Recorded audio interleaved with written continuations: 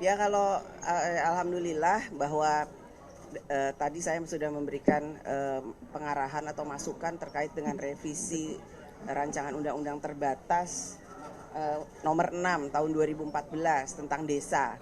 Jadi saya meminta kepada aparat desa atau perangkat desa yang ada bahwa kalaupun nanti ini bisa dilaksanakan rancangan undang-undang ini sebesar-besarnya adalah untuk kepentingan desa dan sebesar-besarnya adalah untuk kepentingan bermanfaat untuk masyarakat desa.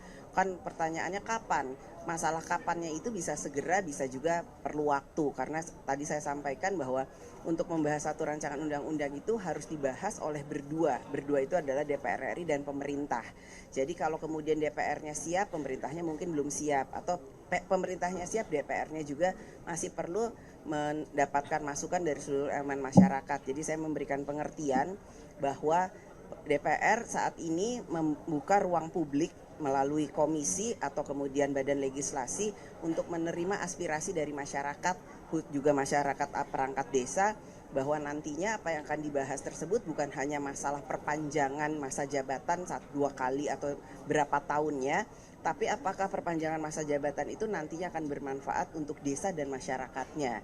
Dan tahun ini di APBN tahun 2024 anggaran dana desa itu diberikan, dialokasikan 71 triliun.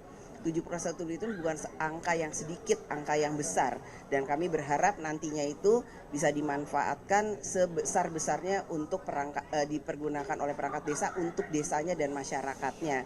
Jadi desa akan menjadi desa yang bisa membangun perekonomian desa sehingga kemudian bisa membantu perekonomian nasional sehingga Indonesia nanti akan semakin maju, sejahtera dan menjadi lebih baik daripada sebelumnya. Seperti kita sama-sama ketahui, periode pemerintahan Pak Jokowi yang kedua ini akan berakhir bulan Oktober tahun 2024. Jadi saya berharap anggaran 71 triliun yang akan diberikan oleh pemerintah melalui dana desanya itu nantinya akan memberikan satu manfaat yang besar, bahwa selama 2 periode pemerintahan Pak Jokowi memang bermanfaat buat masyarakat desa dan desa. Karenanya kami berharap perangkat desa, kepala desa ikut bisa sama-sama bergotong royong dalam membangun desanya sehingga uang yang cukup banyak ini nantinya tidak akan sia-sia. Itu.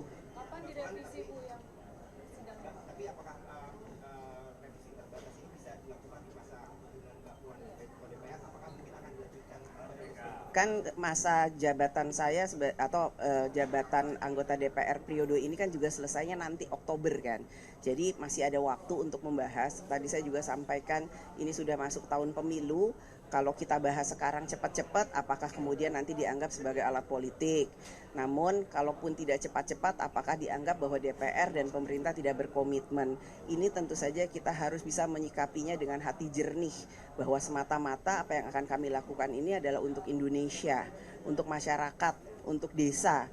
Jadi ya sekali lagi dengan aspirasi yang nanti akan kami terima, kami akan mencari jalan tengah yang terbaik bahwa ini semata-mata adalah bermanfaat untuk bukan hanya perangkatnya tapi untuk desa dan masyarakat yang ada di desa.